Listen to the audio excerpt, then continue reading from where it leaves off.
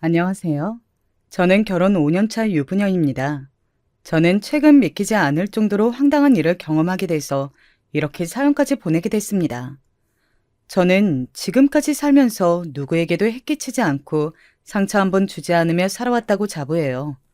그런데 사람이 살다 보니 제가 잘못하지 않아도 아기를 가지고 피해를 주려는 사람이 주변에 있더군요. 그것도 아주 가까운 곳에요. 저는 아들만 둘인 집에 맏며느리로 시집을 왔어요. 결혼 전에 친정 부모님께서는 저 같은 애가 어떻게 맏며느리 노릇을 하느냐고 걱정이 이만저만이 아니셨습니다. 부모님이 걱정하실 만해요. 저는 위로 쌍둥이 오빠가 있어요. 어려서부터 오빠들과 어울려 다니며 축구나 하고 오락실이나 다닐 줄 알았지. 공부나 다른 데에는 일절 취미가 없었어요. 그런 제가 시집을 가는 것도 신기한데 맏며느리라고 하니 오빠들도 웃긴가 보더라고요.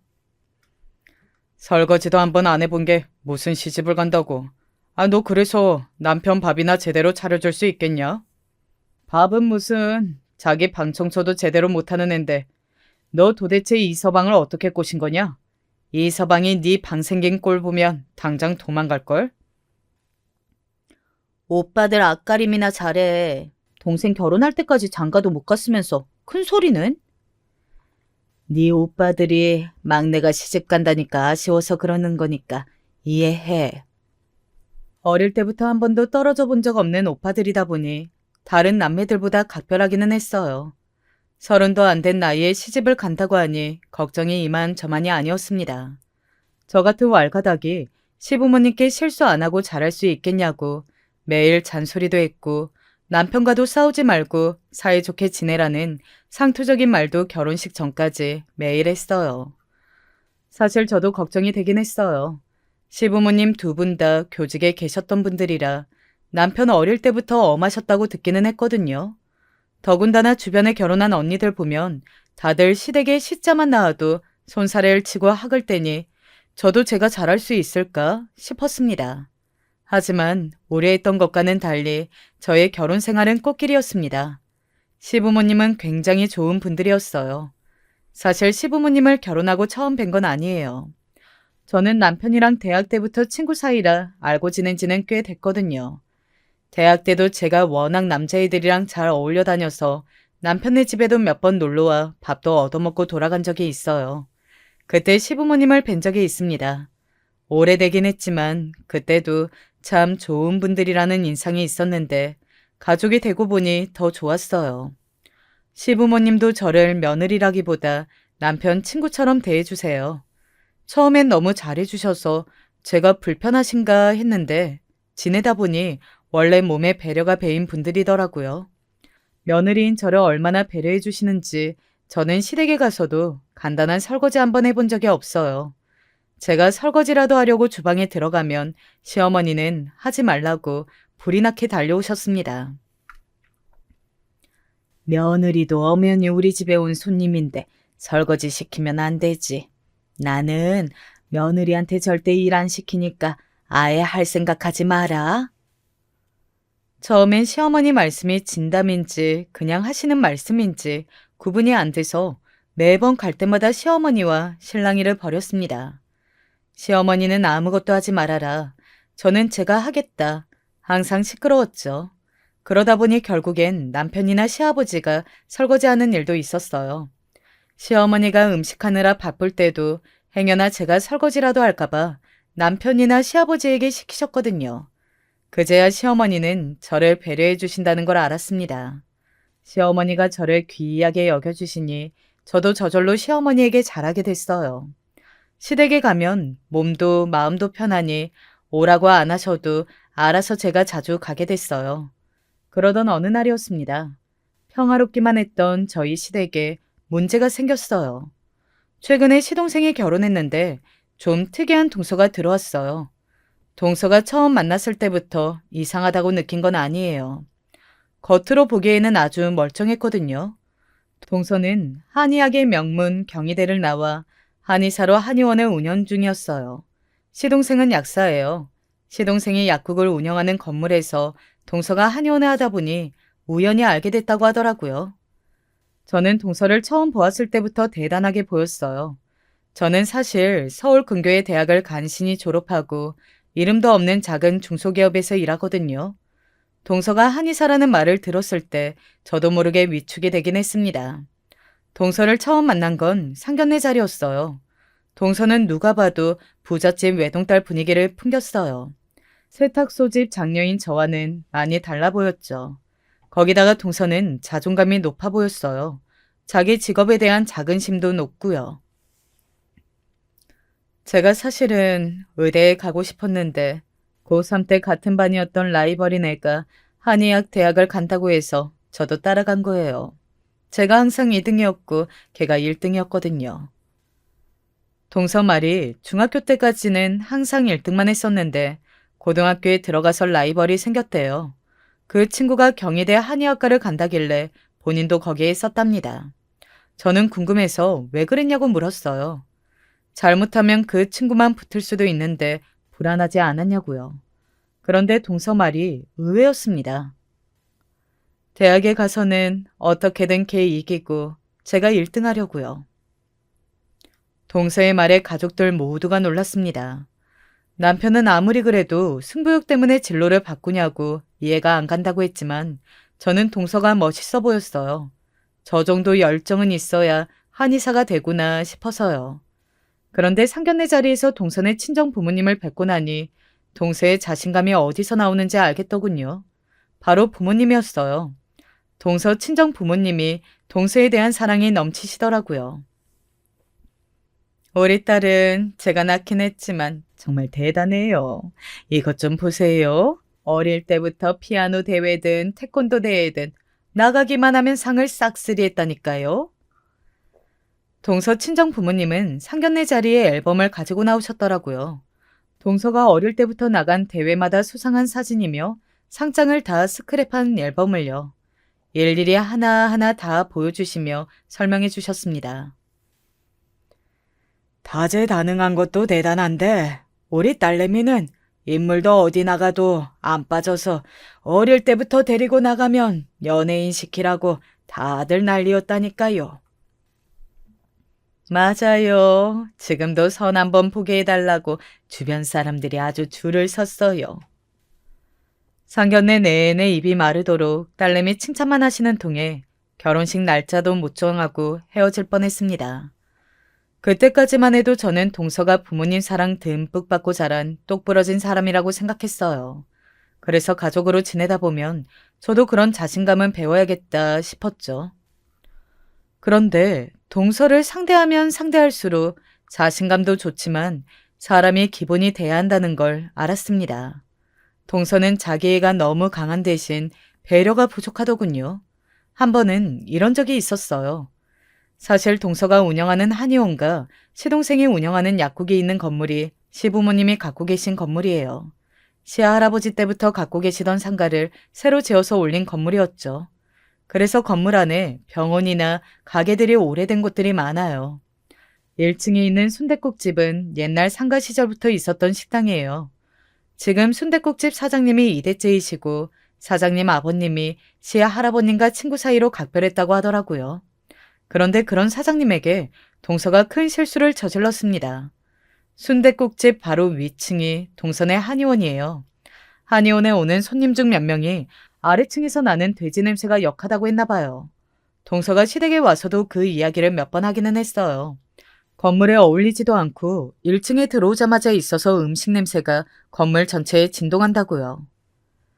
아버님, 그 1층에 순댓국집 오래됐는데 그만 내보내는 거 어때요?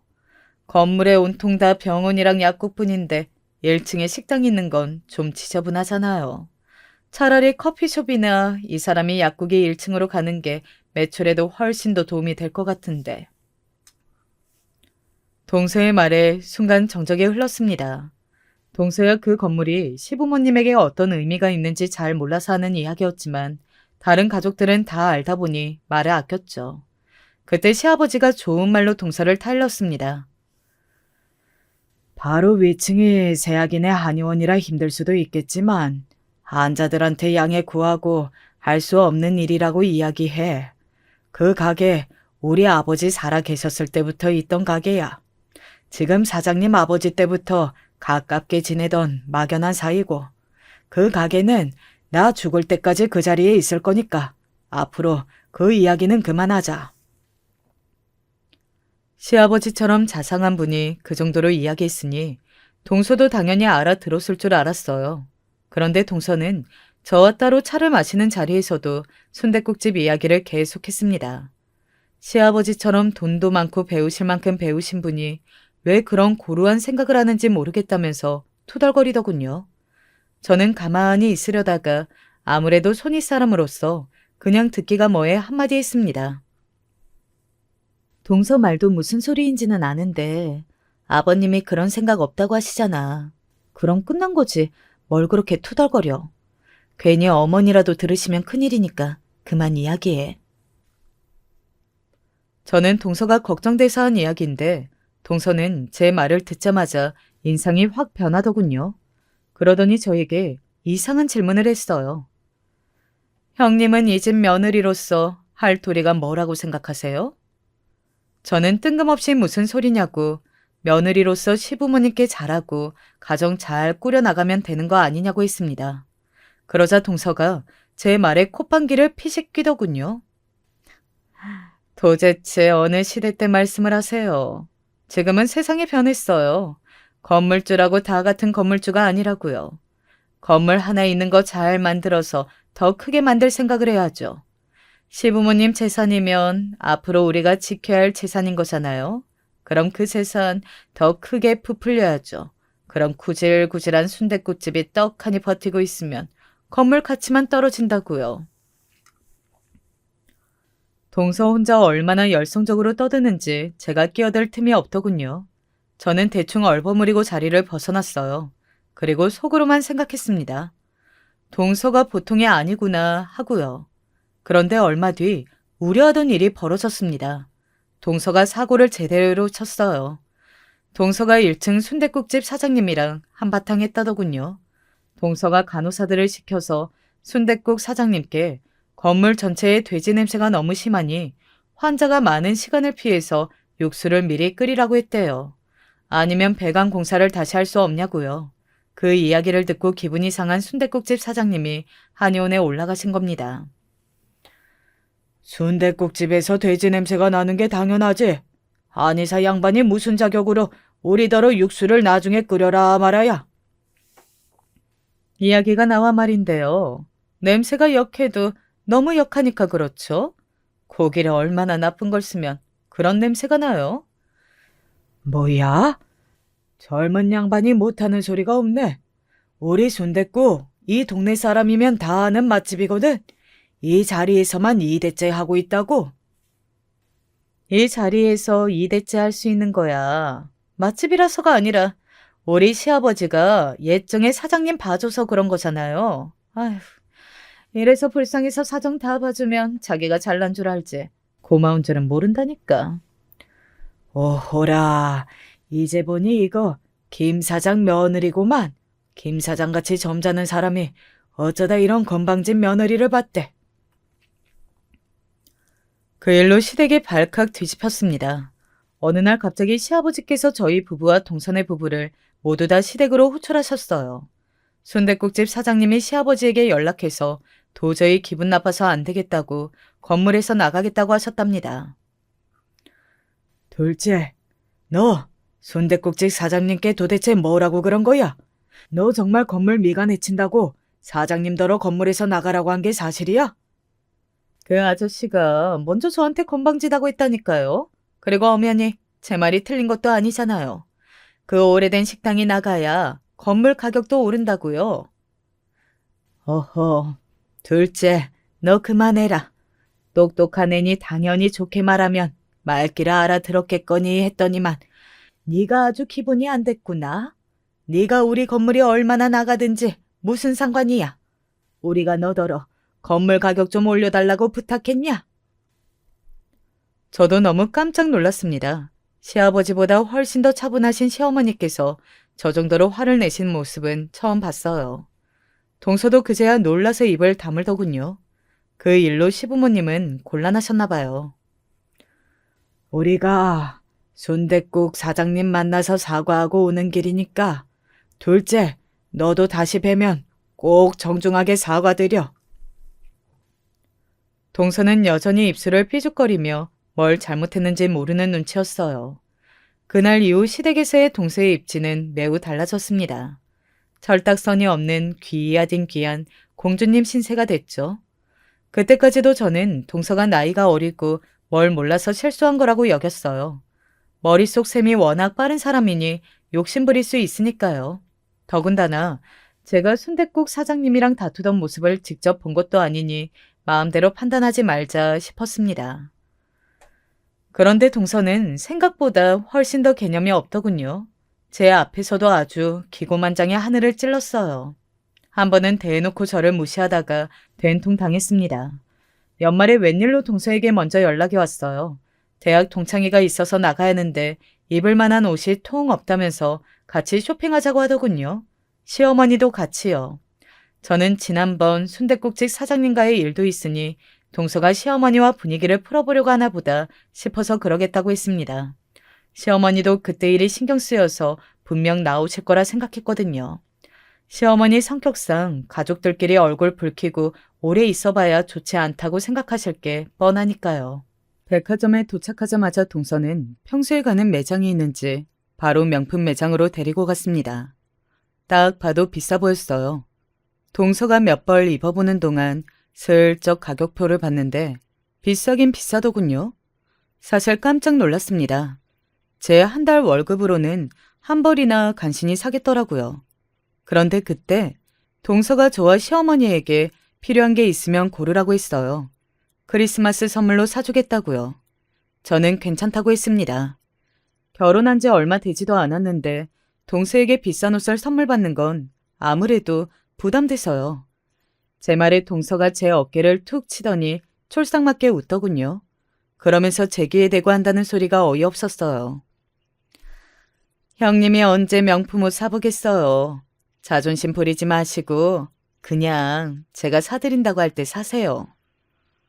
저는 제 귀로 듣고도 믿기지 않았습니다. 정말 저에게 한 소리가 맞나 싶어서요. 어안이 벙벙한 얼굴로 동서를 쏘아보는데도 동서는 전혀 눈치 못 채더군요. 나는 됐으니까 동서 옷이나 빨리 골라. 어머니 힘들어하시는 거 동서 눈에는 안 보여? 동서는 도대체 동창회를 나가는 건지 패션쇼를 하려는 건지 2시간이 넘게 같은 층만 몇 바퀴를 돌았어요. 옷도 몇십 벌이나 입어보고요. 저야 그렇다 치지만 시어머니는 굉장히 지쳐 보이셨습니다. 저는 동서에게 눈치를 주며 아직 못 골랐으면 우선 커피라도 한 잔 마시고 와서 다시 보자고 했습니다. 시어머니는 화장실에 가시고 저와 동서는 먼저 커피숍에 들어가 있었어요. 동서는 조금 전 매장에서 제가 찍어준 사진을 보면서 연신 옷을 고르고 있었습니다. 저는 뭘 그렇게 고민하냐고 동창회에 첫사랑이라도 오느냐고 농담조로 말했습니다. 그러자 동서 말이 학과 특성상 다들 잘 나가나 한의사다 보니 한껏 멋을 내고 온대요. 동창회라고 모여서 다들 자기들 잘난 척만 하는데 그 사이에서 절대 꿀리기 싫거든요. 학교 다닐 때는 다 나보다 공부도 못하던 것들인데 시집 좀 잘 갔다고 무지 잘난 척이에요. 안 그래도 최근에 제가 결혼해서 엄청들 궁금해할 거예요. 제가 어떤 집안에 시집 갔는지, 어디 아파트 몇 평에 사는지. 형님 동창들은 안 그래요? 저는 동창회를 잘 나가지도 않지만 친구들을 만나도 서로 어떻게 사는지, 뭘 하는지도 잘 안 물어본다고 했습니다. 그러자 동서가 또 선을 넘더군요. 형님 나온 대학이 경기도 어디라고 했죠? 하긴 지잡대라는 게 원래 그렇죠 뭐. 다들 이름도 없는 대학 나와서 취직이라도 하고 결혼이라도 했으면 나름 성공인 거죠 뭐. 순간 저도 모르게 화르르 얼굴이 달아올랐습니다. 전에 한번 대화 이야기가 나와서 서울 근교에 있는 대학 나왔다고 대충 이야기했는데 그걸 굳이 지잡대라고 폄하하면서 이야기하더군요. 동서, 사실 아까부터 기분 나빴었는데 어머니도 계시고 해서 내가 참았거든? 도대체 사람이 왜 그래? 정말 상대방이 기분 나쁠 거라는 거 몰라서 그러는 거야? 아니면 일부러 사람 무시하는 거야? 어머, 형님, 제 말 오해하셨나 보다. 형님이야 지잡대 나왔어도 강남 건물주 시댁에다가 아주버님도 대기업은 아니어도 회사에서 인정받고 임원급으로 승진하셨잖아요. 그 정도면 지잡대 친구들 사이에서 제일 성공한 거 아닌가 싶어서 이야기한 건데. 형님, 은근 자격지심 있으시네요. 동서는 참 이상한 사람입니다.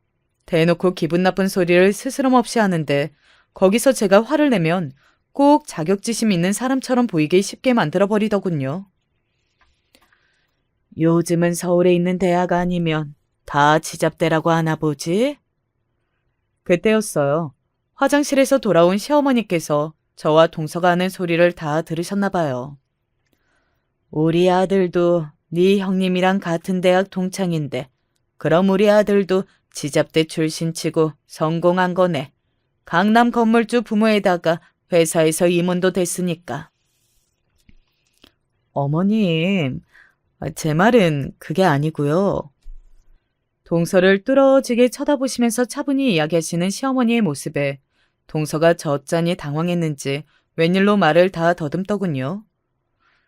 둘째, 너 지난번 일도 있어서 내가 오늘은 좋게 좋게 넘어가려고 했는데 너 애가 참 경솔하구나. 명색이 배울 만큼 배웠다는 애가 어쩜 그렇게 입만 열었다 하면 실수투성이야. 앞으로 말 좀 조심해. 안 그러면 나한테 아주 된통 혼날 줄 알아. 역시 경력직은 무시 못합니다. 시어머니는 조곤조곤 동서를 혼내시는데 정말 선생님 같았어요. 저는 속이 다 후련했습니다. 제가 기분 상해서 100마디 해봐야 동서는 콧방귀도 안 낄 텐데 시어머니가 나서주셔서 다행이다 싶었죠. 동서도 시부모님 앞에서 2번이나 망신을 당했으니 더는 안 그러겠지 싶었어요. 응당 그래야 사람이고요.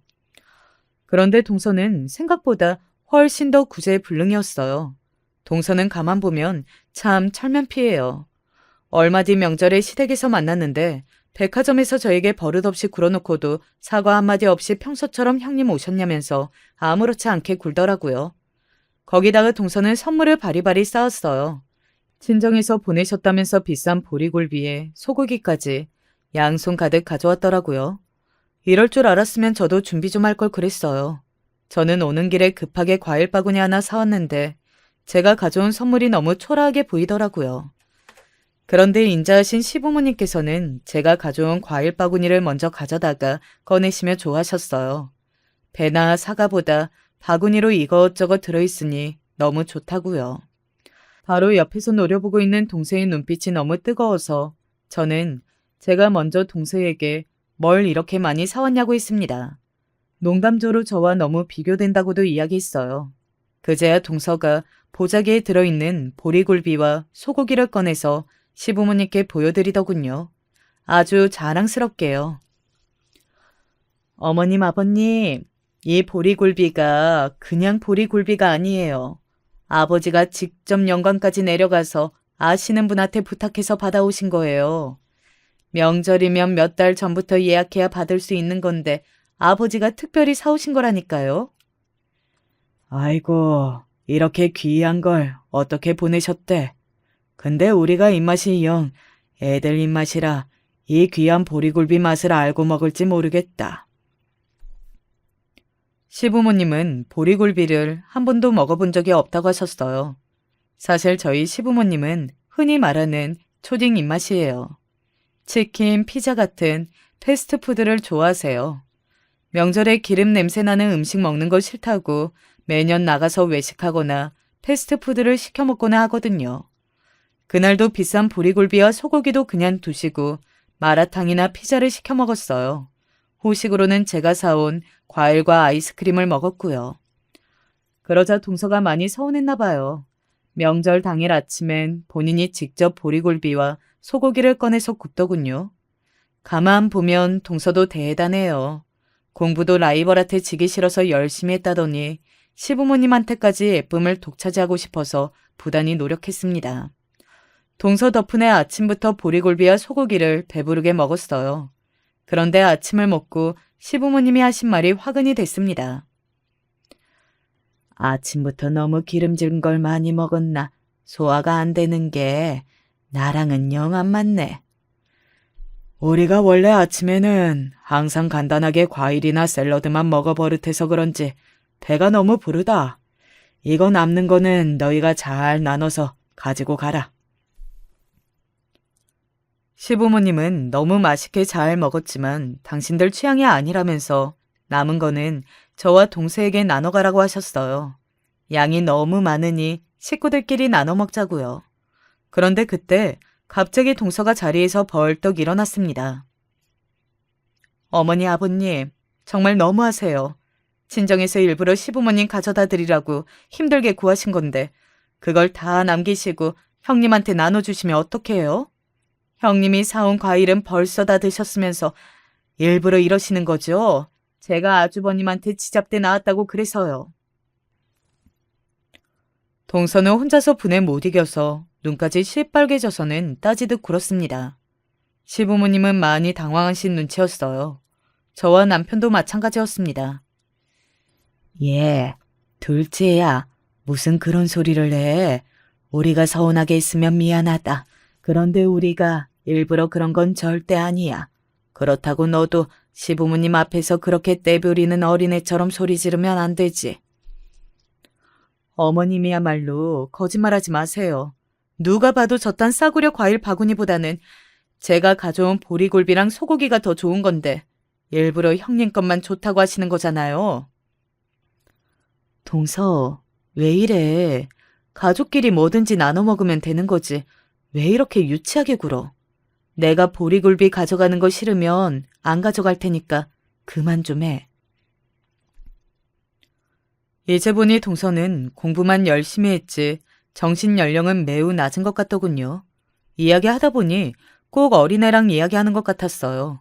그런데 잠시 뒤 놀라운 일이 벌어졌습니다. 점심때쯤 친정에 가려고 짐을 싸고 있는데 동서의 친정 부모님이 시댁에 찾아오셨더라고요. 명부는 우연히 지나가다가 생각이 나서 들렸다고 하시는데 누가 봐도 핑계였어요.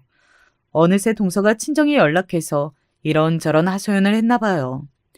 동서 친정 부모님이 전에 있었던 순댓국집 사장님 일부터 오늘 아침 보리굴비까지 다 알고 계시더라고요. 우리 딸애가 너무 곱게만 자라서 마음이 많이 약해요. 아침부터 펑펑 울면서 전화가 왔더라고요. 시부모님이 형님만 좋아하고 본인을 미워하는 것 같다고. 사돈이 절대 며느리들끼리 차별하고 그럴 리야 없으시겠지만 애가 아직 어려서 그러는 거니 사돈 어른께서 넓은 마음으로 예쁘게 좀 봐주세요. 순간 시부모님 얼굴이 붉게 달아올랐습니다. 누가 보면 시부모님이 동서를 괴롭히기라도 한 것처럼 동서 부모님은 유난하게 굴으셨어요. 시아버지는 사돈이 명절에 집까지 오셨으니 그냥 보낼 수 없다면서 차를 내오셨어요. 그리고 괜한 일에 신경 쓰게 해드려서 죄송하다고 하셨습니다. 그때까지 가만히 계시던 시어머니가 나서셨습니다. 사돈, 자식이야 평생 어린아이 같아 보이는 게 당연하지만 우리 둘째 30 다 됐어요. 그럼 성인이고 본인 이름으로 한의원까지 운영할 정도로 의젓한데 더는 어린애가 아니죠. 제가 오래 보지는 않았지만 지금까지 본 바로는 형제 없이 혼자라 그런 건지 욕심도 많고 혼자 뭐든 독차지해야 속이 편한 것 같더군요. 이래서는 다른 사람들하고 잘 지내기 어려워요. 시어머니는 역시나 차분하게 이야기했습니다. 순간 동서는 눈을 동그랗게 뜨고 시어머니를 쏘아보았어요. 그때였습니다.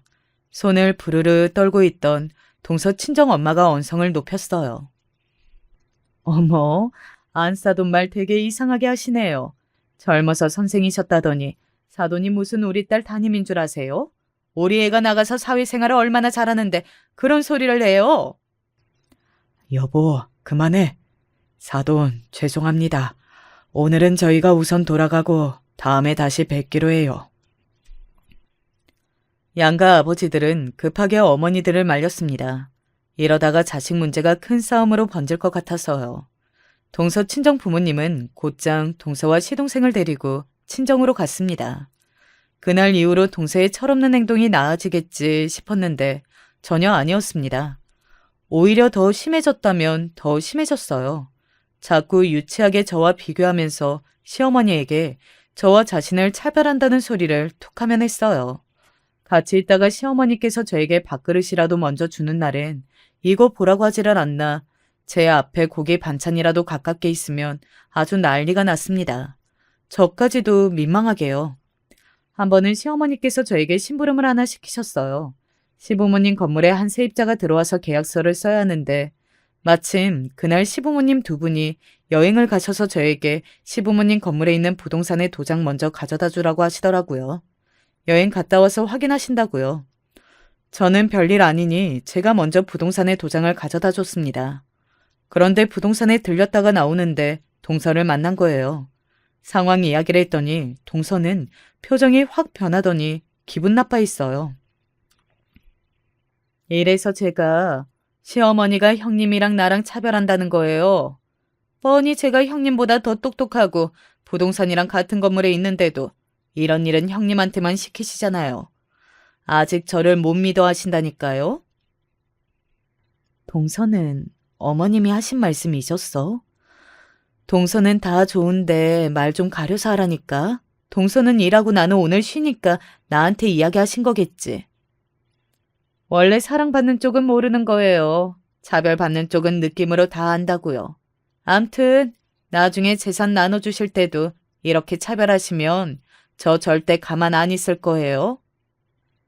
동서 진짜 웃긴다. 시부모님이 언제 우리한테 재산 주신다고 그랬어? 설마 이 건물 노리고 그러는 거면 진짜 소름이다. 역시 있는 사람들이 더하네. 더해. 형님이야말로 착한 척 그만하세요. 형님도 시부모님이 재산이라도 있으니까 잘하시는 거면서? 동서는 정말 말이 안 통하는 사람이에요. 더 말해봐야 뭐 하겠어요.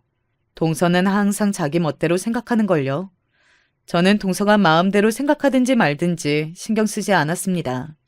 그런 사소한 것까지 신경 쓰면서 살기엔 제가 너무 바빴거든요. 사실 저와 남편은 결혼한 지 꽤 됐는데 아직 아이가 없었어요. 둘 다 아이를 원해서 부단히 노력했는데 자연 임신이 잘 안 되더라고요. 저는 남편과 병원 다니면서 검사도 받고 시험관 시술 상담도 받았습니다. 그런 저희를 시부모님은 볼 때마다 걱정하셨어요. 시부모님은 너무 걱정하지 말라고 병원에서 아무 문제 없다고 했으니까 자연스럽게 생길 거라고 하셨죠. 그런데 그런 와중에 동서는 또 헛소리를 했어요. 요즘 세상에 애 하나 키우려면 부모의 조부모까지 뼈를 갈아 넣어야 하는데 뭘 그렇게 낳으려고 하세요? 우리 시부모님이 아들 낳으라고 닥달하는 것도 아닌데. 동서는 아직 아기 생각 없어?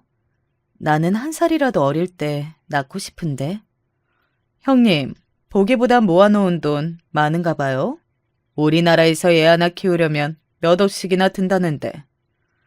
아이고, 우리 둘째 며느리 또 시작이네.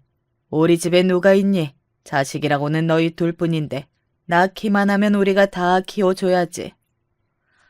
형님네 아기만 키워주시고 나중에 제가 아기 낳았는데 나이 들어서 못 키워준다고 하시면 안 돼요. 자기는 또 무슨 말을 그렇게 해. 됐다 됐어. 우리 둘째 며느리 아기 낳아도 내가 다 키워줄 테니까 걱정하지 말아라. 저는 동서가 무슨 말만 하면 무서워요. 하도 이상한 소리를 잘하니까요.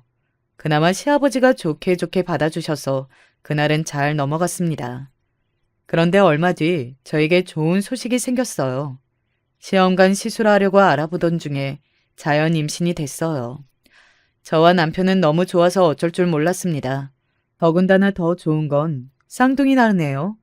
아무래도 저희 친정 쪽에 쌍둥이가 있다 보니 유전이 됐나 보더라고요. 제 임신 소식을 들으신 시부모님은 너무 좋아하셨어요. 임신한 저희 부부를 축하해 주시겠다고 제가 좋아하는 레스토랑에 예약까지 해주셨습니다. 오랜만에 가족들이 다 모여 식사를 했어요. 밥을 사주시는 것만으로도 감사한데 시부모님께서 저를 주신다고 깜짝 선물을 사오셨더라고요. 그것도 명품 가방을요. 저는 처음 가져본 명품 가방에 너무 기분이 좋았습니다. 우리 큰며느리 워낙에 검소해서 이런 가방 잘 안 드는 거 아는데 시아버지가 너무 축하해주고 싶은 마음에 골라봤다. 어떠니? 마음에 드니? 저는 너무 좋아서 어깨에도 걸어보고 손으로도 들어보기도 했습니다.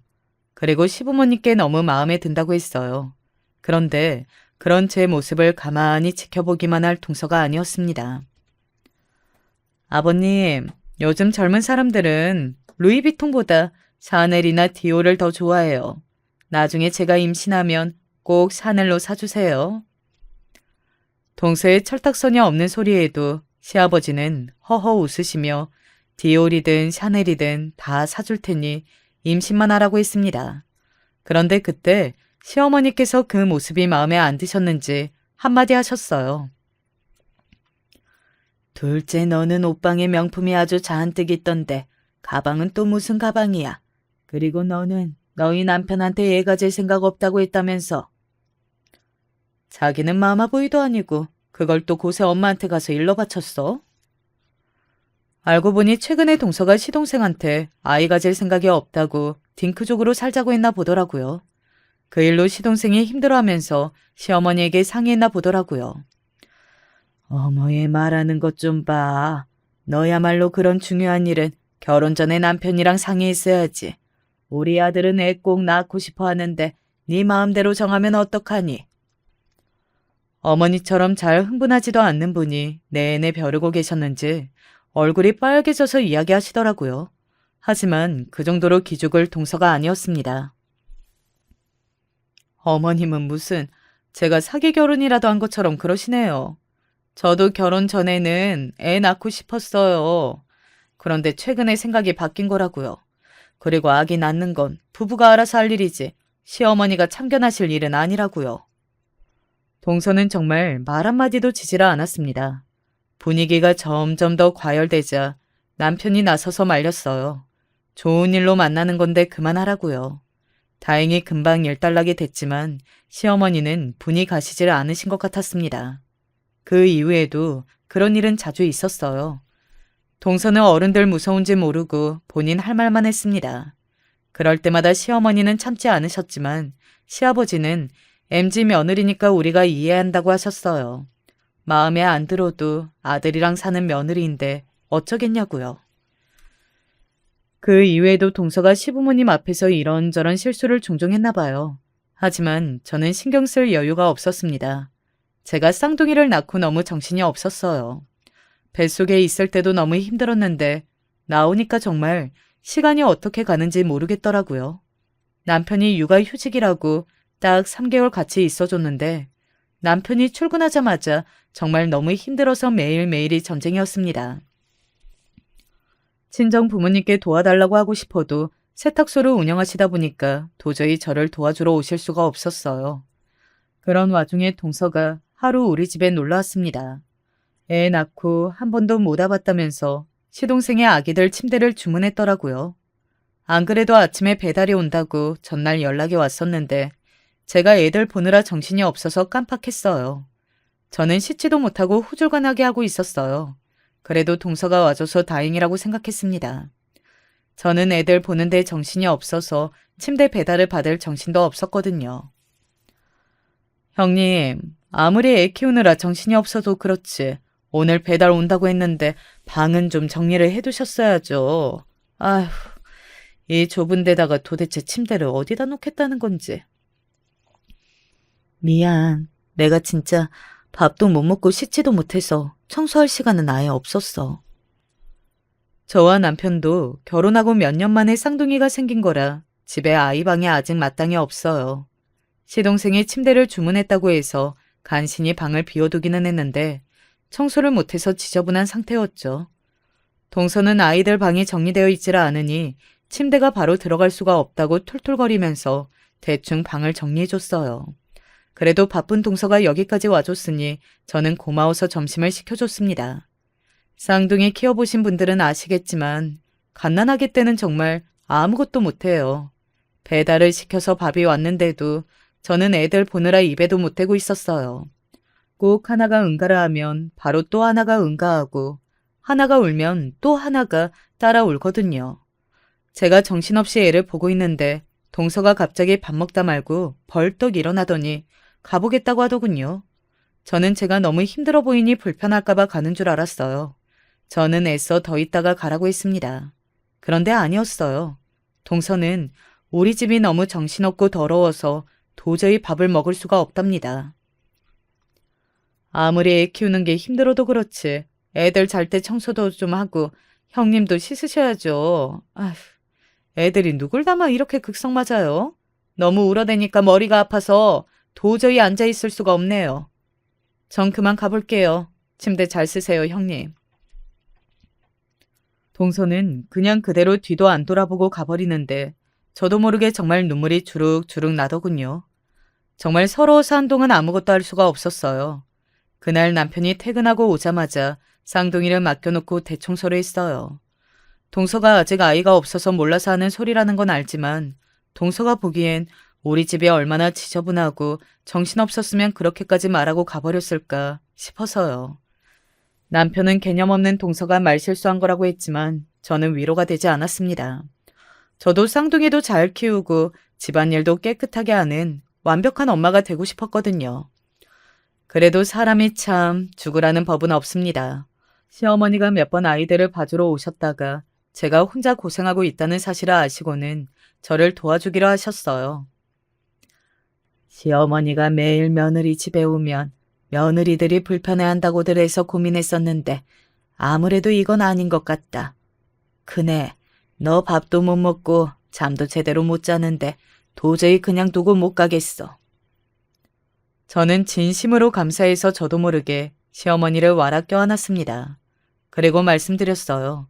저는 시어머니가 매일 와도 하나도 안 불편하다고요. 그렇게 해서 바로 다음 날부터 시어머니가 와서 육아를 도와주셨어요.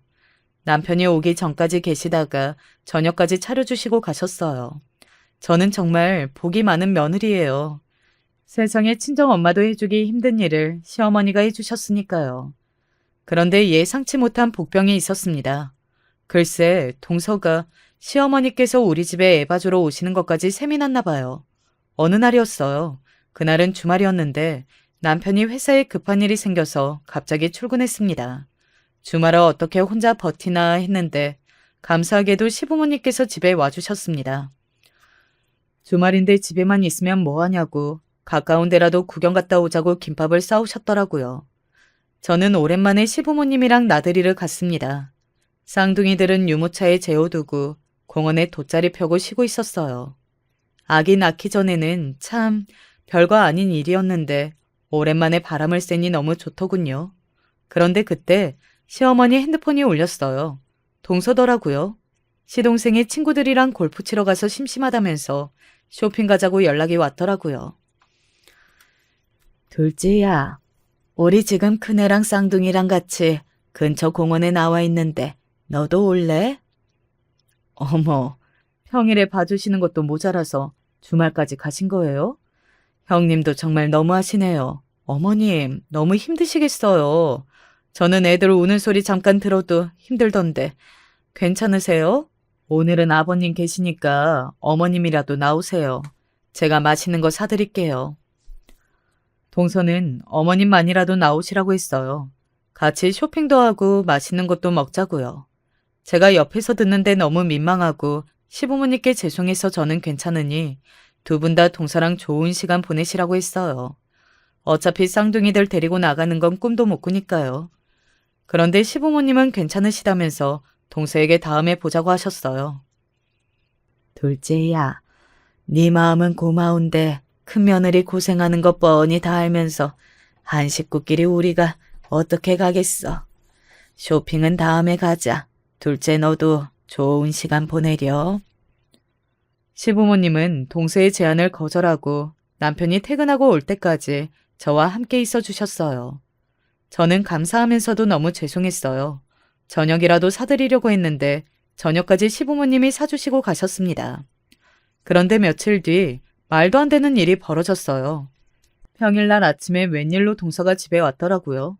시어머니도 오기 전이었으니 이른 시간이었죠. 동서가 웬 박스를 들고 오더니 저를 생각해서 가져왔다고 하더라고요. 저번에 어머님께서 한 식구끼리 챙겨야 한다고 하시는데 제가 너무 죄송하더라고요. 명색이 동서가 한의사인데 제가 너무 무지했어요. 이거 산모들한테 좋은 것만 넣어서 만든 거예요. 요즘 보니까 형님 얼굴도 많이 붓는 것 같던데 다이어트 성분도 넣었으니까 잘 챙겨 드세요. 제가 특별히 신경 써서 만든 거니까. 웬일로 동서가 기특한 생각을 다 했더라고요. 안 그래도 쌍둥이 낳고 체력이 많이 떨어졌었는데 제야 한약을 해왔더군요. 거기다가 다이어트까지 되는 약으로요. 고마워서 차라도 한 잔 내오려고 하는데 그 자리에서 동서가 한약을 하나 꺼내서 주더라고요. 빈속에 먹어도 좋은 거라고요. 동서 성의가 있으니 바로 먹으려고 받아들였습니다. 한약을 한 입 꿀꺽 삼키려는데 그때였어요. 현관문이 열리는 소리가 급하게 들리더니 시어머니가 달려 들어오셨어요. 안 돼. 며느라. 빨리 토해내 당장. 시어머니가 제게 돌진해 달려오시더니 제 손에 들려있던 한약을 뺏어서 던져버리셨어요. 그러고는 한약 박스를 동서 얼굴에 던져버렸습니다. 어머님, 지금 뭐 하시는 거예요? 노막 나셨어요? 뭐야? 너야말로 정말 정신이 나갔니?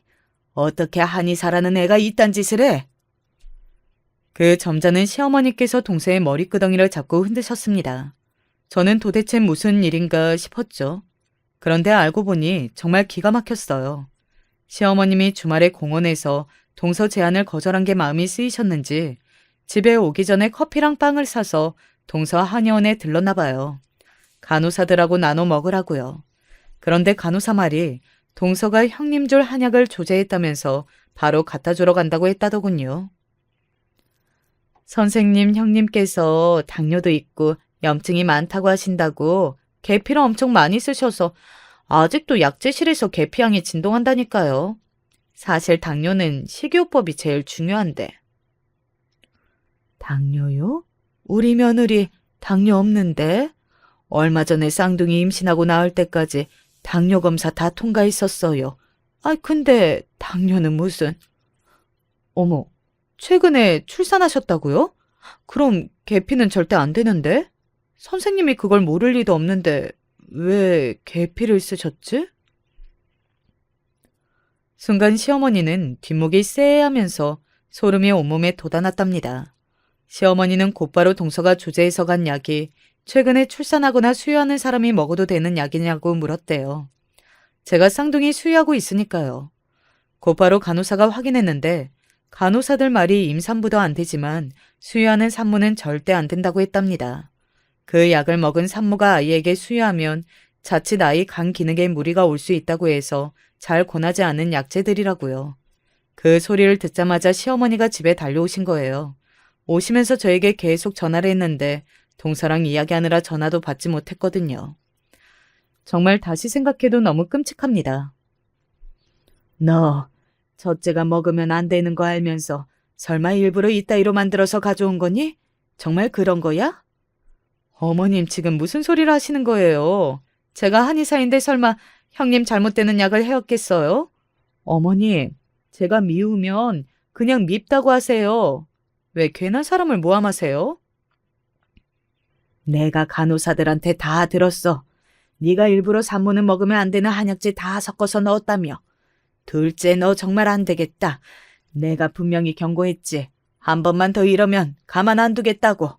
그때까지도 동서는 절대 일부러 그런 게 아니라면서 딱 잡아댔어요. 시어머니는 도저히 참을 수 없으시다면서 바로 경찰에 신고했습니다. 의료법 위반으로요. 잠시 뒤 경찰과 조사원이 함께 와서 동서를 데리고 한의원으로 갔습니다. 저에게 먹으라며 가지고 온 한약까지 다 수거해 갔어요. 이게 다 어머님 때문이에요. 어머님이 저랑 형님이랑 자꾸 차별하셔서 저도 모르게 그런 거라고요. 동서는 끝까지 남 탓을 하며 본인은 잘못한 게 없다면서 오히려 이 상황을 억울해했어요. 저는 시어머니에게 이야기를 다 듣고도 너무 놀라서 이 상황을 믿을 수가 없었습니다. 아무리 질투심 때문에 그랬다고 해도 동서가 저를 그 정도로 미워하는 줄은 정말 꿈에도 몰랐거든요. 아무리 그래도 그렇지 어떻게 저 어린 것들이 먹을지도 모르는데 그런 짓을 할 수가 있었을까요? 저는 생각하면 생각할수록 괘씸해서 잠도 잘 수가 없었습니다. 그 일로 저희 시댁은 한바탕 난리가 났어요. 시부모님은 동서가 한 짓이 소름 돋을 정도로 무섭다면서 우리나라에서 제일 유명한 로펌의 일을 맡기셨어요. 동서가 저에게 저지른 일과 시동생과의 이혼 소송을 함께 진행했습니다. 시동생도 놀라긴 마찬가지였어요. 긴 결혼 생활은 아니었지만 본인이 지금까지 그런 여자와 살았다는 게 너무 소름 돋는다고 지금이라도 바로 헤어지고 싶다고 했습니다. 얼마 뒤에 동서는 쇠고랑을 찼어요. 사실 저에게 쓴 약재가 문제도 문제이긴 했지만 그걸 가지고만은 크게 벌을 받지는 않을 거라네요. 동서가 일부러 그런 게 아니라고 혐의를 부정하고 있었어요. 단지 환자 진맥도 하지 않고 마음대로 처방을 내려서 조제한 게 중재라면 중재라네요. 물론 소송을 해봐야 알겠지만 의료법 위반 정도로 벌금형이 나올 거라네요. 악마 같은 동서를 그 정도로 넘어가게 해줄 수는 없었습니다. 그런데 동서는 참 대단해요. 저 같으면 창피해서라도 바로 한의원도 그만두고 시동생하고도 이혼할 것 같은데 끝까지 버티더군요. 시부모님이 동서네 한의원을 내보내려고 했는데도 동서가 아직 계약 기간이 남았다면서 끝까지 버텼어요. 저도 가만히 있을 사람이 아니랍니다. 제 일을 알게 된 저희 쌍둥이 오빠들이 화가 나서 동서가 제게 저지른 일을 동서네 한의원 근처의 맘카페에 싹 소문냈어요. 동서는 하나만 알고 둘은 몰랐습니다. 입소문이 이렇게 무섭다는 걸요. 결국은 동서네 한의원은 한 달도 안 돼서 경영난으로 문을 닫았습니다. 가족에게도 위험한 한약을 먹인 한의사에게 누가 진료받고 싶겠어요. 동서는 근무하던 간호사들 월급도 안 주고 문을 닫아버려서 간호사들에게까지 소송에 걸렸다네요. 물론 동선의 잘난 친정 부모님이 다 알아서 해결해 주겠지만 그래도 제 억울한 마음이 조금은 풀리는 것 같았습니다. 그 일 이후로 시부모님은 저에게 계속 미안해하세요. 시동생도 마찬가지고요. 하지만 저는 그렇게 생각하지 않습니다. 오히려 시부모님이 계셔서 지금까지 있었던 힘든 일들을 다 위로받고 극복하면서 살 수 있었으니까요. 저는 오히려 시부모님께 고마웠습니다. 얼마 전에 동서와 시동생이 이혼 확정이 나서 시댁 식구들과 쌍둥이와 함께 이혼 파티를 했어요. 저희는 함께 위기를 겪고 나니 더 끈끈해졌습니다. 지금은 식구들 모두 아주 잘 지내고 있어요. 여전히 시부모님과 함께 쌍둥이를 키우면서요. 지금까지 저의 이야기를 들어주셔서 감사합니다. 여러분의 가정에는 항상 좋은 일만 있으시길 바라겠습니다. 안녕하세요. 저는 60대 여성입니다. 요즘 들어 심심해서 사연 유튜브 보고 있는데 저도 참 기구하게 살아온 인생이라 제 이야기도 한번 들려드려보고 싶었어요. 전 어렵게 태어났고 어렵게 살아온 사람입니다. 보통 사람들이 제 인생을 들으면 정말 기구하구나 하면서 동정의 눈길을 보낼 정도로 말이죠. 워낙 가난한 집에서 태어났고 힘들게 컸어요. 저희 집은 시골이었고 무려 9남매가 태어났습니다. 하지만 위생이라든가 여러 가지 형편이 좋지 않아 남매들 중 5명이 죽어버렸죠. 그것도 아주 어린 시절에 죽었어요. 그 시절 시골에서 가난한 집에서는 출산 직후 아이의 관리가 제대로 되지 않는 경우가 많았기에 그렇게 영유아기의 아이들이 죽는 일이 흔했답니다. 워낙 시골이라 병원에 가는 건 꿈도 못 꿨으니까요. 그래서 정말 힘들게 커왔어요. 항상 부모님 일을 도와 밭에 나가 일을 해야 했고 학교는 다니긴 했지만 빠지는 날이 더 많았죠. 걸어서 2시간이 걸려야 간신히 등교가 가능했기 때문에 학교에 나가느니 집에서 일이나 하라고 부모님이 가지 못하게 하는 경우도 있었거든요. 비가 오거나 하면 학교에 못 가는 건 너무 당연했고요. 그래서 저는 중졸이에요. 중학교까지만 보내달라고 부모님께 조를 수 있었거든요. 고등학교는 정말 꿈도 꾸지 못했어요. 다른 친구들은 그래도 같은 동네라도 고등학교까지는 가는 친구들이 있었는데 그런 친구들이 정말 부러웠어요.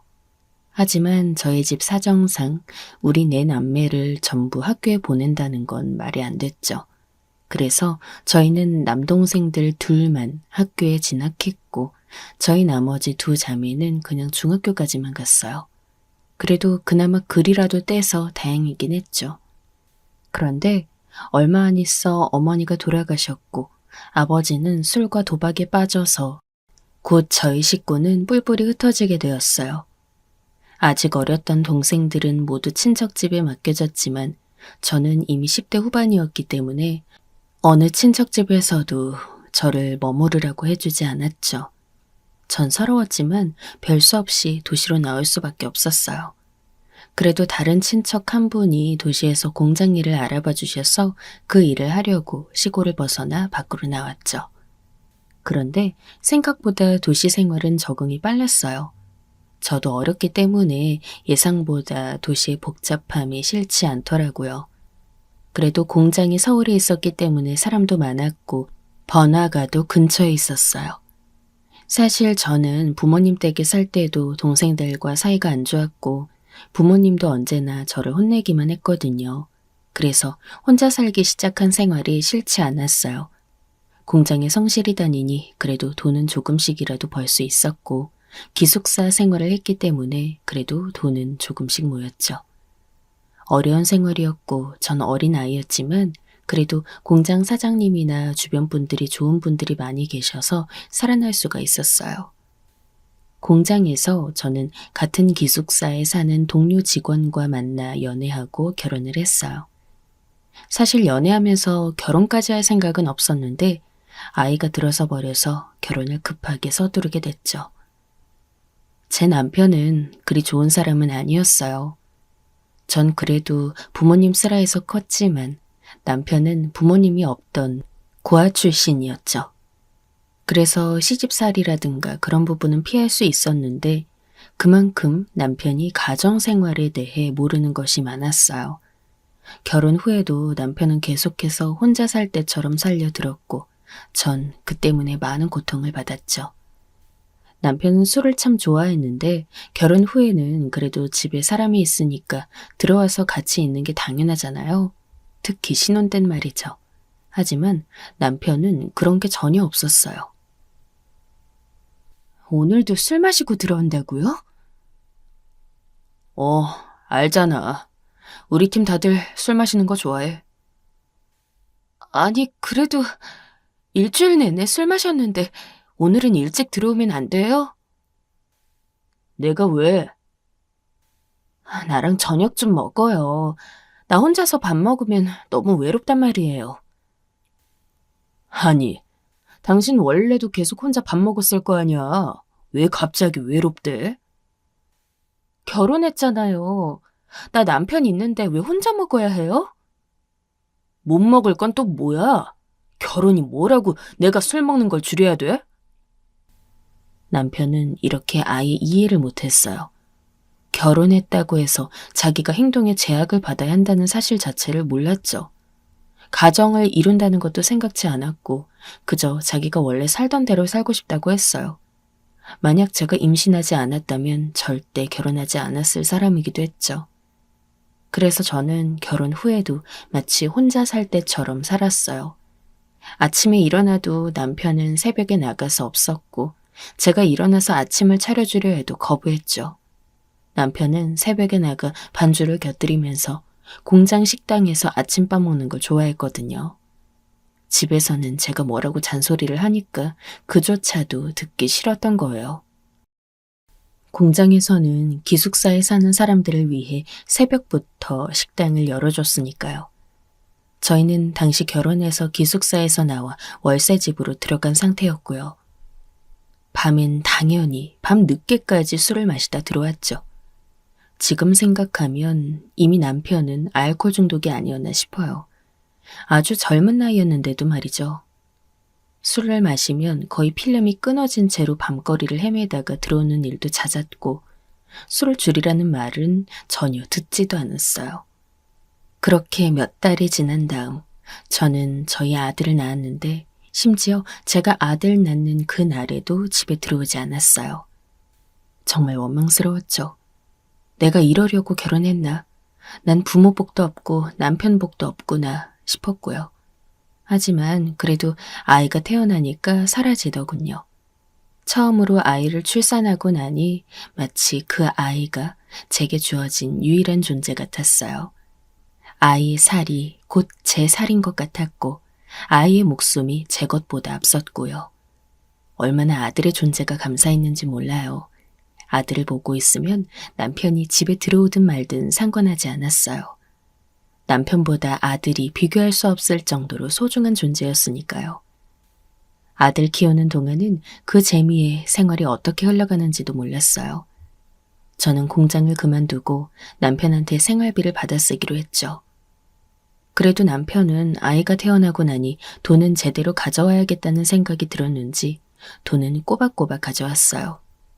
그래서 저는 집에서 머물면서 아이를 제대로 기를 수 있었죠. 아들은 무럭무럭 자라났어요.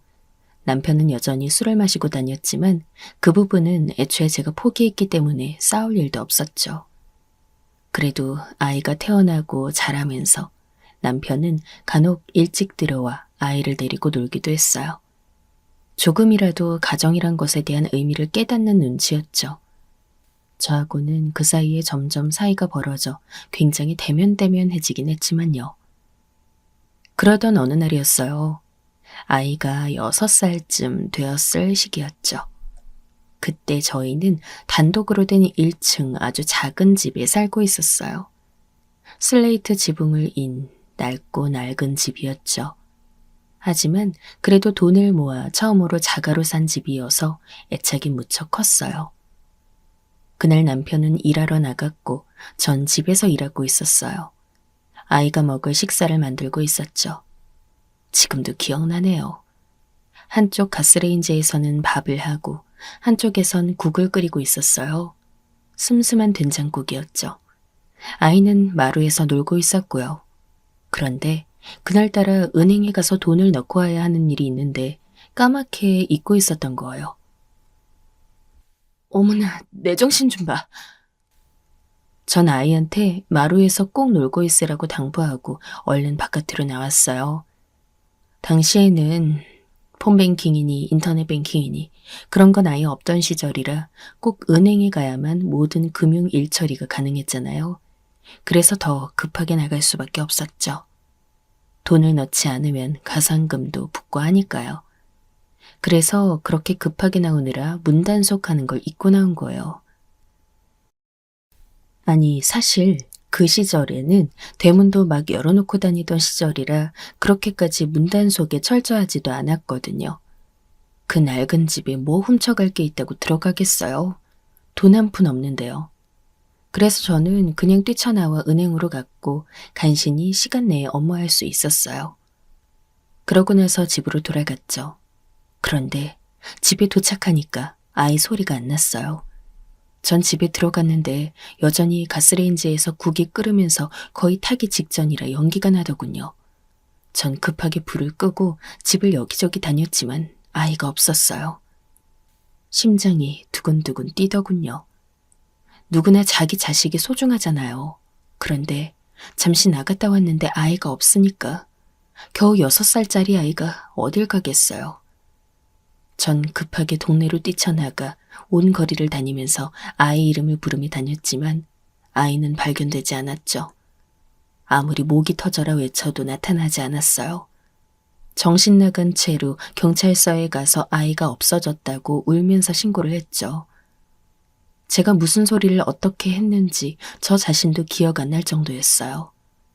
남편의 공장에 전화해 또 아이가 없어졌다고 울었고 남편도 심각성을 깨달았는지 근무하다 말고 뛰어나왔죠. 우리는 저녁이 지나고 새벽이 밝도록 아이를 찾으며 다녔어요. 여기저기 안 가본 곳이 없죠. 그 동네는 산자락을 끼고 있는 산동네였기 때문에 수색도 골치 아팠어요. 우리 아들같이 작은 아이라면 어디에나 숨을 수 있었기 때문이었죠. 그렇게 아이를 잃어버린 채 사흘이 지났어요. 결국 경찰이 아이를 찾아냈죠. 아이는 산으로 이어지는 수로에 빠진 채 숨을 멈춘 상태였어요. 정말 믿어지지 않았죠. 내 목숨과도 같던 그 소중한 아이를 한순간에 날벼락처럼 잃어버렸다는 게 말이에요. 어떻게 이럴 수가 있어요. 제가 땅바닥에 주저앉아 우는 동안 경찰이 다가와 제 어깨를 두드려 주었죠. 위로의 의미였지만 저한테는 그조차 의미가 없었어요. 아마 문이 안 잠겨 있어서 아드님이 밖으로 나가 돌아다니다가 수로에 발을 빠뜨린 것 같습니다. 타살의 흔적은 없습니다. 그럴 리가요. 저희가 면밀하게 조사해본 결과입니다. 죄송합니다, 어머님. 저는 숨이 끊어질 것처럼 울었어요. 남편은 얼굴이 납색이 되어 있었죠. 사실 제가 오늘의 정신이 없어서 남편에게 신경조차 쓰지 못했어요. 남편과 저는 그 이후 거의 몇 달간 서로 마치 존재하지 않는 사람처럼 살았어요. 아들이 죽은 이후 장례식을 치르고 나자 저는 정말 살 의지가 사라져 있었죠.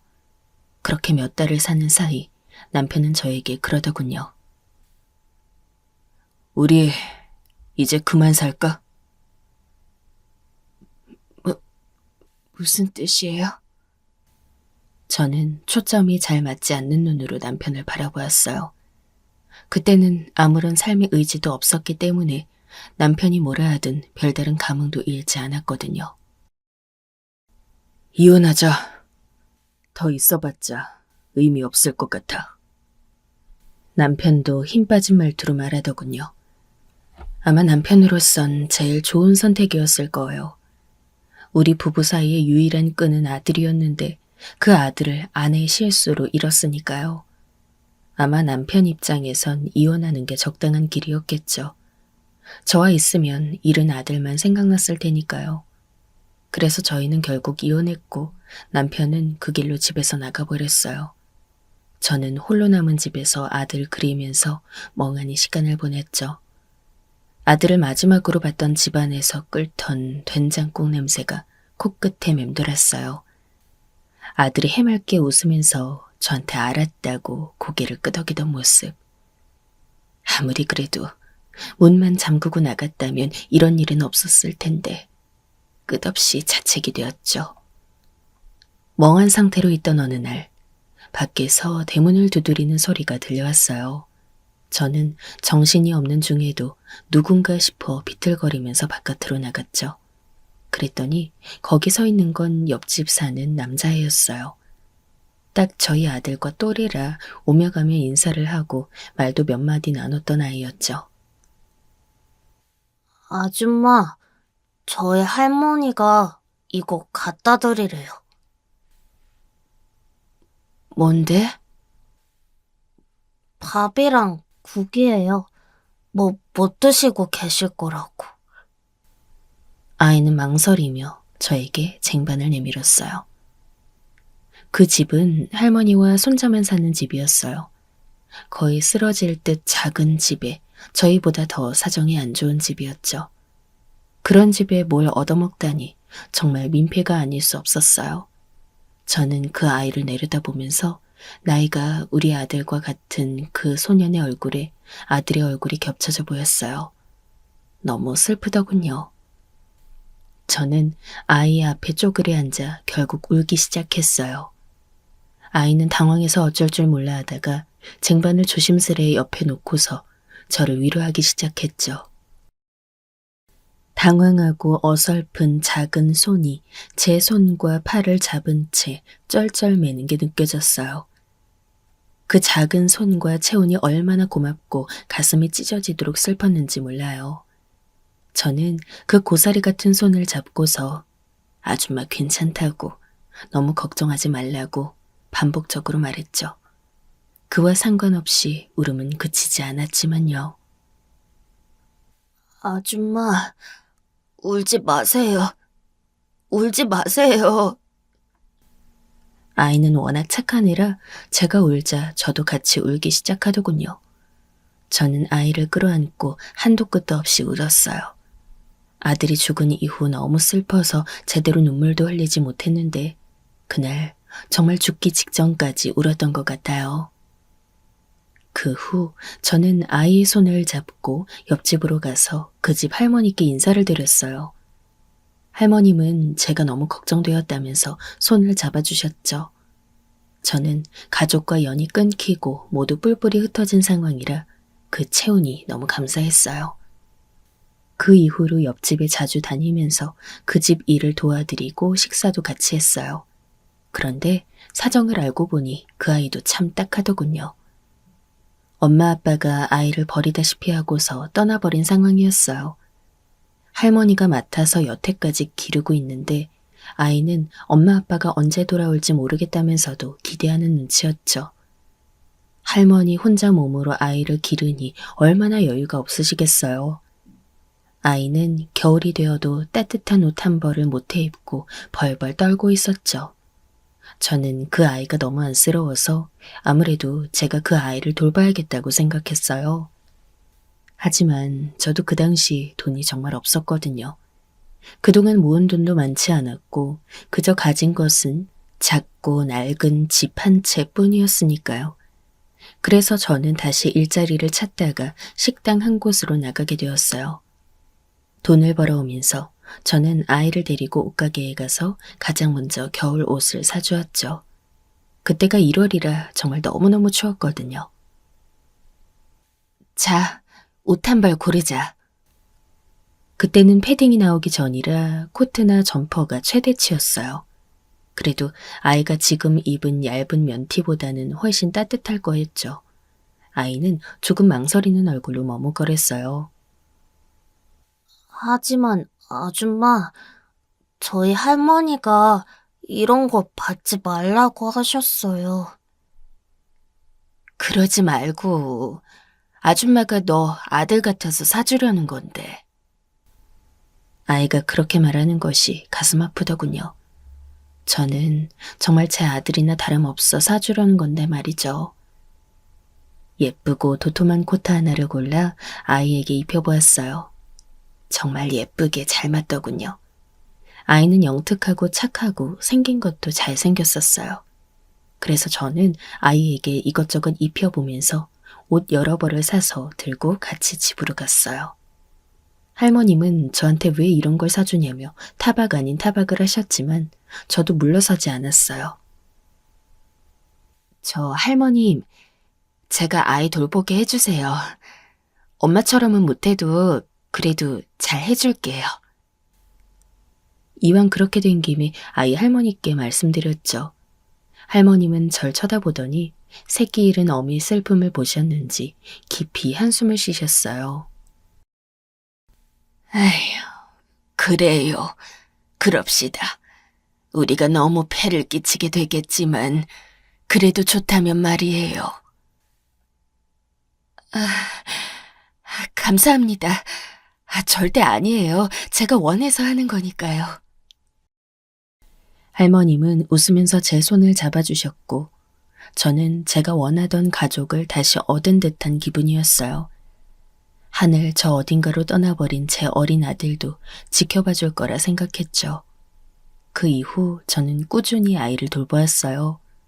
후원하듯이 저는 식당에서 번 돈을 모아 몰래 할머님께 드리기도 했죠.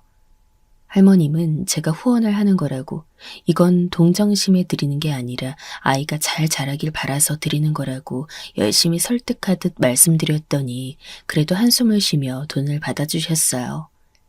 그 외에도 저는 아이에게 이것저것 사주기도 하며 돌보았죠. 식당에 나가서 일을 하기 때문에 엄마처럼 해주지 못했어요. 그냥 옆집 아줌마다운 거리를 유지하며 조금씩 도와줬을 뿐이에요. 그렇게 몇 년을 저는 하루같이 그 아이를 돕고 후원했어요. 비록 제 돈은 모으지 못했지만 아이가 조금씩 나아지는 형편의 길을 펴고 학교 다니는 것을 보는 게 큰 기쁨이었죠. 저는 그 애가 정말 행복해지길 바랐어요. 그런데 그 애는 가끔 제 손을 잡고 묻곤 했어요. 아줌마는 저한테 왜 잘해주세요? 아이는 겨우 10살 조금 넘은 시기였지만 어려운 상황 때문인지 무척 조숙했어요. 그 나이 때 남자아이들은 열심히 먹고 뛰어노는 것만 알 나이였지만 그 애는 아주 성숙하게 할머님이나 절 챙기기도 했죠. 저는 그 애의 손을 마주 잡고서 웃었어요. 네가 이해할까? 넌 이해할 수도 있겠다. 굳이 아이를 속이는 것보다는 제 마음을 솔직하게 말해주는 게 좋겠다는 생각도 들었죠. 저는 아이의 눈을 보면서 그 애가 제 마음을 오해하지 않기만을 바라며 말했어요. 아줌마는 너만한 아들이 있었어. 너 오며 가며 인사했던 거 기억나니? 너무 어릴 때라 아마 기억나진 않았을 거예요. 하지만 아이는 저를 보며 눈을 찌푸리더군요. 기억 나는 것 같아요. 그래, 너하고 가끔 만나서 놀기도 했잖니. 너하고 동갑이었어. 저는 아이 앞에 아예 주저앉았어요. 그 애가 죽었단다. 할머님한테 들었니? 이야기는? 네, 옆집 누가 죽었다는 건 들었어요. 그게 내 아들이었어. 다시 생각해도 가슴이 찢어지는 것 같았어요. 하지만 전 눈앞에 있는 아이가 놀랄까봐 제 감정을 드러내진 않았죠. 난 정말 슬펐단다. 그런데 너하고 너희 할머님이 아줌마 가엾다고 들여다봐 주신 거야. 그래서 너무 고마웠어. 아들의 얼굴이 그 애의 얼굴에 겹쳐 보였지만 거기까진 말하지 않았어요. 아이가 아들을 대신해 자기한테 잘해주는 거라고 생각할까봐 싫더라고요. 사실 그건 아니었어요. 처음엔 분명 아들 대신이란 마음이 있었지만 시간이 지나면서 이 애 자체가 사랑스러웠거든요. 잘 되었으면 했고 잘 자랐으면 했어요. 아이는 저를 한참이나 바라보다가 손을 꼬물거리며 말했어요. 저한테도 엄마가 있었다면 아줌마처럼 잘해줬을까요? 조숙한 아이답지 않게 그 말만은 너무 자신감도 없고 작은 목소리였죠. 저는 그게 너무 가슴 아팠어요. 그래서 아이의 손을 잡고 그 손등을 비벼주었죠. 괜찮아. 곧 너희 부모님 만날 거야. 그리고 엄마는 아줌마의 비할 바 아니게 잘해주시겠지. 그럴까요? 그럼 당연하지. 그 전까지만 아줌마가 널 보살펴줄게. 그의 부모님은 아이를 낳아놓고서 돈을 벌겠다면서 아이를 할머니에게 버리다시피 하고 사라졌어요. 하지만 죽거나 한 건 아니었기 때문에 당연히 언제 돌아올지 알 수 없는 거였죠. 저는 이 아이와 할머님으로 인해 외로움이 많이 사라져서 가능한 오래도록 그들과 같이 지냈으면 싶었어요.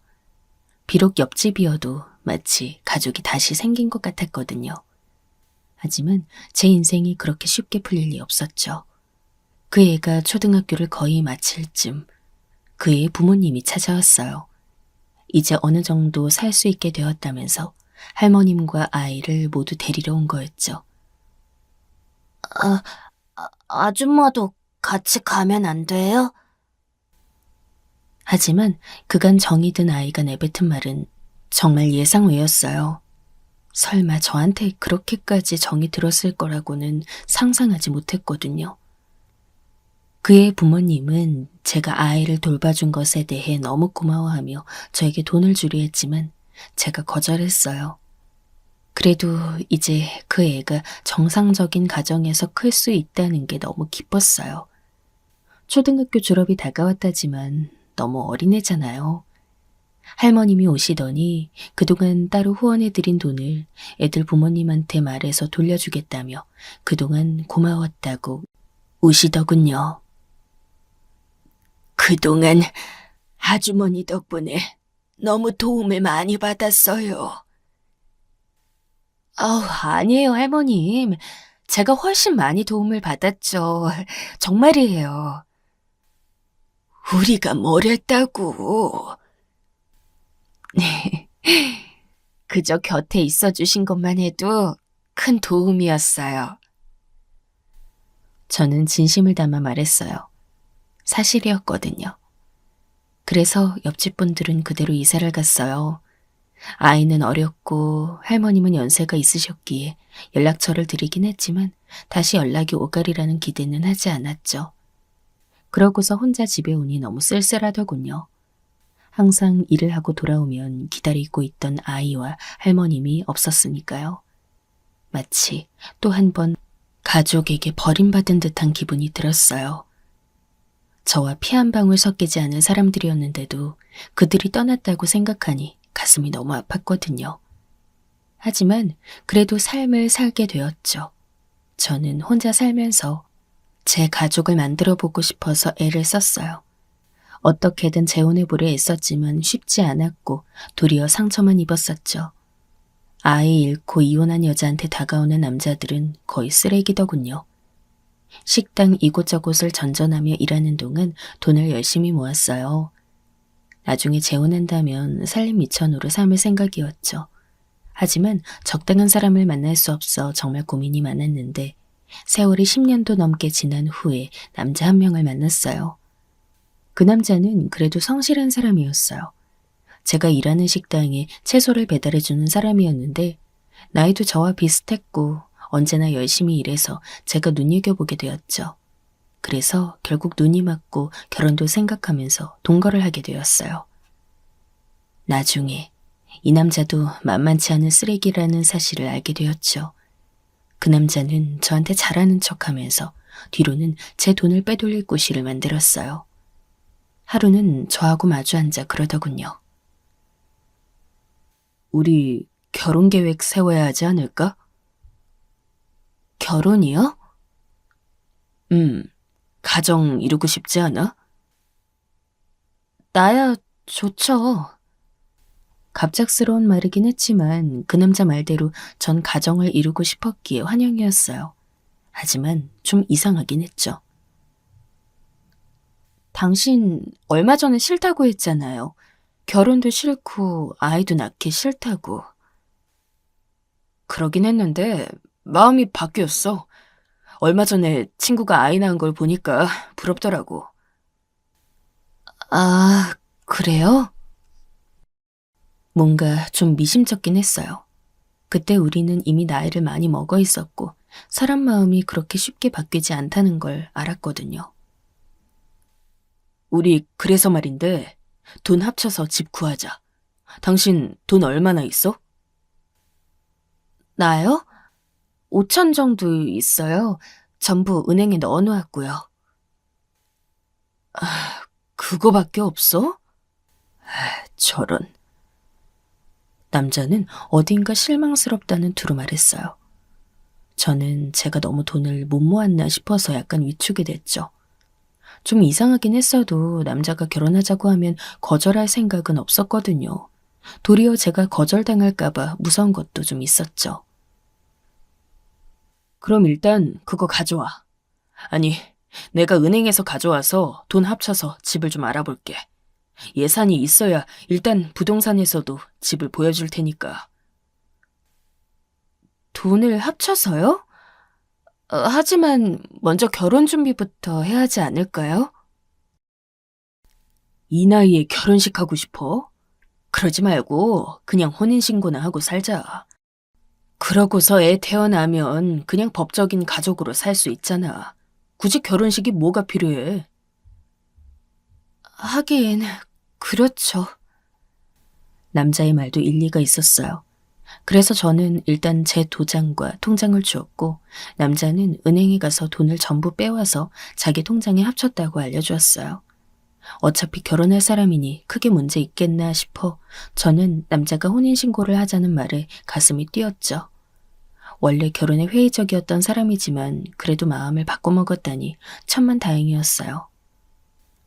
그러고서 남자는 집을 보러 다닌다면서 거의 한 달간 혼자 밖으로 나돌았죠. 다녀와서는 저한테 이런저런 집 얘기도 해주어서 저는 아무런 의심도 하지 않았어요. 혼인신고만 하면 완전한 가정을 이루는 거니 작아도 저희 집에 들어가서 살 기대에 가득 차 있었어요. 하지만 불과 한 달 하고 보름 뒤에 남자는 동거하던 집에서 사라져버렸죠. 저는 그날 밤에 남자가 들어오지 않는다고 해서 오늘은 술을 많이 마시나 보다 생각했어요. 가끔 그런 일이 있었거든요. 그런데 아침이 되어도 들어오지 않았고 연락도 되지 않았어요. 저는 이상한 생각이 들어서 남자의 직장에 연락해 보았는데 청천벽력 같은 소리를 들었죠. 며칠 전에 그만뒀단 얘기였어요. 채소 배달을 하곤 했는데 고용되어 있던 채소 가게에서 일을 그만뒀다는 것이었죠. 그때 이미 중년도 넘은 나이였기에 거기서 모든 돈을 잃게 되면 저는 다시 재기할 도리가 없는 노릇이었죠. 하지만 남자는 정말 돈을 전부 가지고 떠나버린 상태였고 제가 뭘 어찌할 수가 없었어요. 경찰에도 달려가 호소해 보았지만 그런 식으로 돈을 가로채서 사라진 사기꾼을 잡을 수 있는 방법은 거의 없다더군요. 저는 거의 정신 나간 채로 몇 달을 살았어요. 정신이 너무 없어서 어떻게 시간이 흘렀는지도 잘 모르겠어요. 하지만 제가 사기당했다고 해서 세상이 멈추진 않잖아요. 살아가는 데는 돈이 들고 그 사이 저희 집에는 고지서가 쌓이기 시작했죠. 저는 다시 세상으로 나가 돈을 벌어야 했어요. 그동안 사정을 말하고 정신없이 휴가를 내놓았던 식당에 다시 나가서 일을 하기 시작했죠. 사람한테 배신당하고 상처 입은 몸을 끌고서 일을 하기란 정말 쉬운 일이 아니었어요. 게다가 돈은 정말 처음부터 다시 모아야 하는 상황이잖아요. 아무런 돈 없이 하루 벌어 하루 먹고 사는 일상이 얼마나 불안한지 아마 아시는 분만 아실 거예요. 저는 너무 불안해서 술이 늘어났고 거의 매일 저녁 술을 마셨어요. 예, 부끄럽지만 솔직히 그때 알코올 중독에 빠졌어요.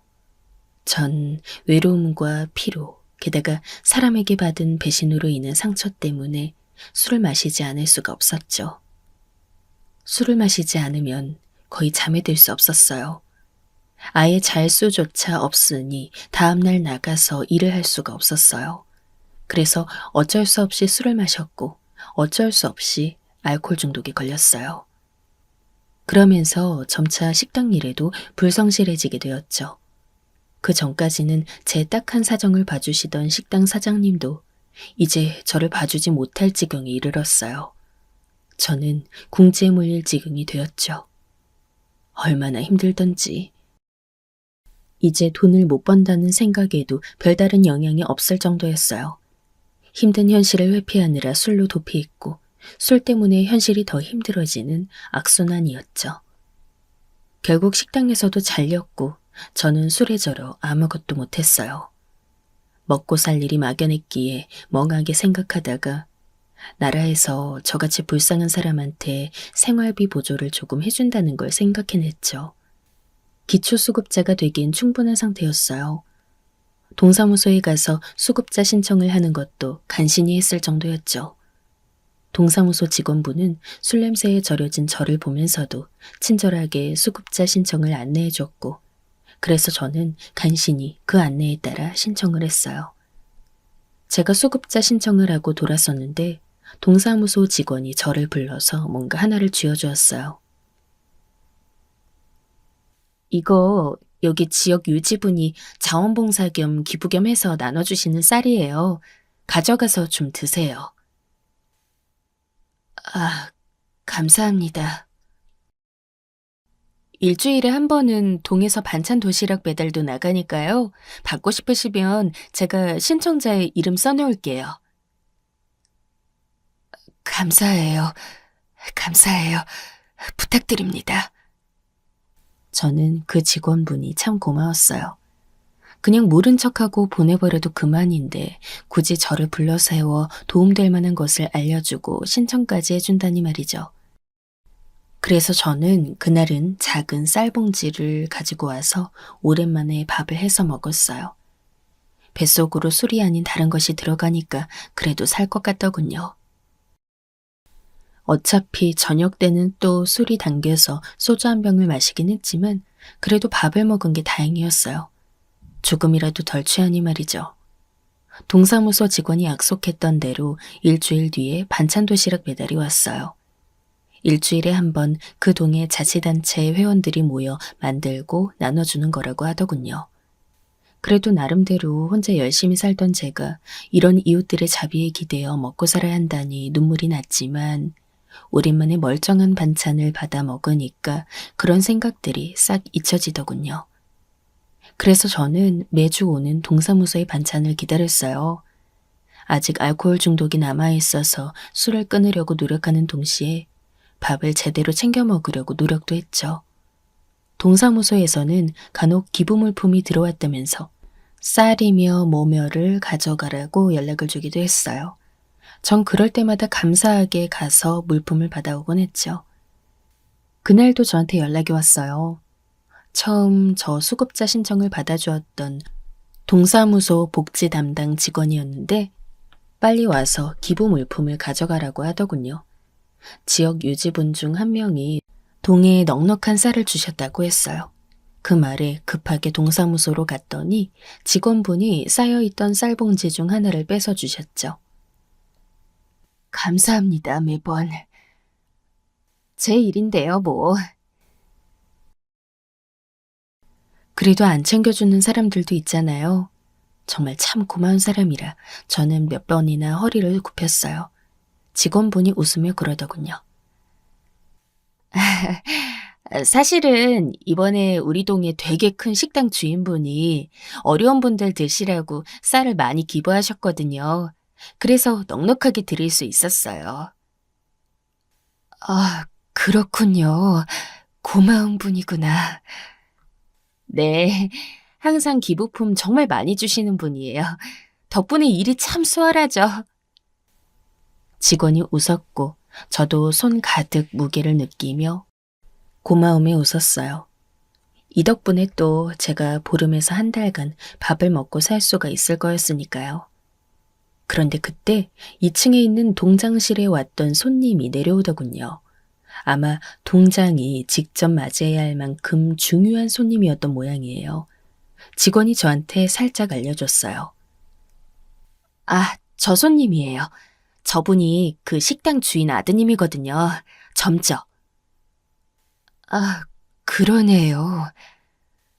아마 그 식당 이어받으실 것 같더라고요. 워낙 크고 장사가 잘 되는 집이라 진짜 부자예요.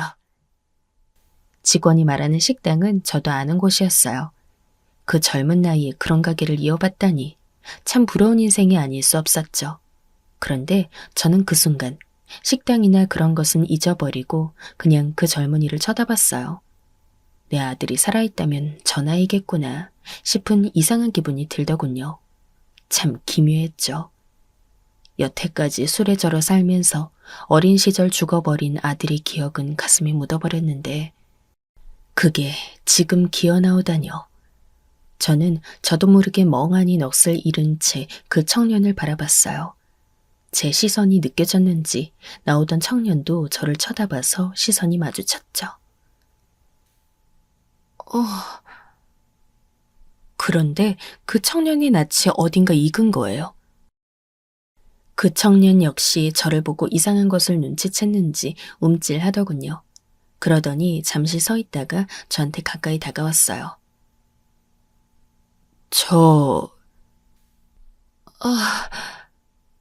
저는 그 순간 그 청년이 누구인지를 눈치챘어요. 청년 역시 알아챈 모양이더군요.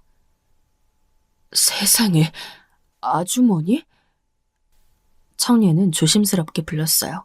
그 아주머니라는 호칭이 그 누구도 아닌 오랜 옛날 25년 전 그 옆집 아이가 불렀던 것과 같은 호칭이라는 것을 전 알 수 있었죠. 세상에, 너... 전 비틀거리면서 그 청년을 붙잡았어요. 그 바람에 쌀이 떨어지고 저는 균형을 잃었지만 청년은 저를 잡아주었죠. 아주머니, 저 그렇게 오랫동안 찾아다녔는데, 아니, 여기에. 저도 그 애도 한참이나 제대로 할 말을 찾지 못한 채 서로를 붙들고 있었어요. 동사무소 직원들이 조심스럽게 다가와 무슨 일이냐고 물어볼 때까지 말이죠. 다른 이들이 지켜보는 가운데 청년은 잠자코 사정이 있다면서 저를 데리고 자기 식당으로 갔어요. 거기서 옆집에 그 부모님을 뵐 수 있었죠. 그 부모님은 식당이 잘 되어서 돈을 벌어 아이를 데리고 와서 여지껏 살았다고 했어요. 그러면서 절 붙들고 한참이나 고맙다고 연신 인사하셨죠. 그동안 아주머니께 감사 인사 드리려고 한참이나 찾아 헤맸는데 저희 안정되고 나서 계속 찾았는데 이미 떠나셨더라고요. 아유, 정말 이렇게 뵙게 될 줄이야. 그 애는 제 남루한 행색을 보고선 눈물을 지었어요. 저는 이런 꼴로 그의 앞에 나서게 된 것이 미안하여 그냥 계속 미안하다는 말만 했어요. 그 애는 저를 붙들어 앉혀놓고 식사 대접을 했고 우리는 회포를 풀었어요. 그 애의 부모님 역시 기쁘게 자리를 같이 해주셨죠. 정말 다시 뵙고 싶었어요. 저 어린 시절 어머니와 같은 분이었잖아요. 그 애는 저한테 그렇게 눈물 어린 말을 해주었어요. 저는 그 말만으로도 감동이라 그 애를 얼싸안았죠. 오랜 옛날 제가 후원을 하고 돌봐주던 아이가 이렇게나 커서 만나게 되다니. 그 순간만은 모든 근심 걱정을 잊은 듯 했어요. 그리고 그 애와 그 부모님은 저한테 식당으로 일하러 오라고 하셨죠. 전 부끄러웠지만 그래도 이것이 제가 다시 재기할 수 있는 기회라 생각하고 일을 시작했어요. 그 애는 저한테 분이 넘칠 만큼 많은 월급을 주었고 그 덕분에 다시 사람 고시를 하면서 다시 살고 있죠. 사람이란 행했던 것을 돌려받는 일이 많아요.